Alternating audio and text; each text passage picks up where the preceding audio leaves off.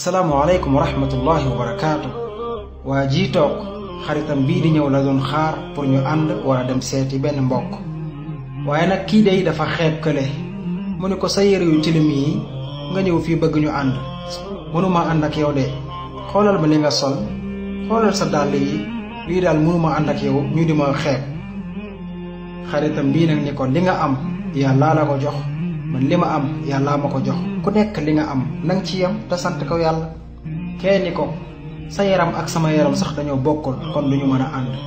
xaritam bii nag loolu metti ko, mu ne ko comme duñu mën a ànd, bàyyil ma dem, am naa lu ma war a defi sax ma defi ko te bàyyi la. daal di continuer dem yoonam. xaritam bëri nag nga xam ni daf ko xeeb, daal di jóg dem moom it. waaye nag mu ngi xalaat, mu ni man de jaadootul sax may ànd ak sama xarit bi nga xam ni amul dara, solo lu baax. kii nag mu ni man de sama xarit bi bett na ma, amu àdduna jay na ko lool. kii toog nag koo xam ni day yàlluwaan di sàkku ndimbal, lim bëgg lépp buñ ko yaakaar ci doomu aadama yi. xarit bii nag agsi na ci palaasu liggéeyukaayam. moom day ab maçon la di liggéey, ngoon gu jot dana am 4 téeméer yuñ ko mën a fay.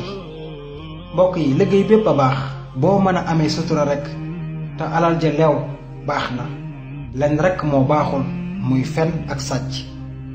xarit bii nag moom am na liggéey bu baax, weer wu jot dana am lu bare ci xaalis. waaye nag liggéey na ba pare ranger ay bagaasam teg, daal di jël yéreem sol war a génn. xarit bii nag liggéey na ba noppi waaye amul fu mu jëm ndax kenn rek la amoon. to nekk nag beneen xarit ba agsi ci bérébu jëndeekaayu yére, jënd ay yéreem yi muy noosee comme moom nooseur la, génne xaalisam fay. ginnaaw ba nag ci la jël mbuusam war a génn dem nag. waaye nag ca suba sa ñaari xarit yi am na fu ñu daje. xarit bii di liggéey maçon di am ngoon gu jot 4 téeméer daje naa kii di yalwaan. mu yërëm ko lool, xolam tooy, mu toog waxtaan ak moom dalal xel mi, jël dara daal di koy sarax te yàlla rek tax. xarit bële nag ni waaw, sama xarit bi nga xam ni moom amul dara, man ma koy xeeb bés bu yàlla sàkk, te sax moom maçon la amul dara, waaye nag mi ngi def te yàlla tax. man mii nga xam ne sama liggéey baax na lool, di am xaalis bu bari, di jël sama alal rek di yàq te defuma dara te yàlla tax. man day lii doy na waar. kon nag yéen mbokk jullit yi, bul gis kenn nga xeeb ko ci melokaanam wala ci ay yéreem, ndax man ngaa xeeb nit te fekk mu gën la ci kanamu yàlla bu ëllëgee yawmal qiyaamati.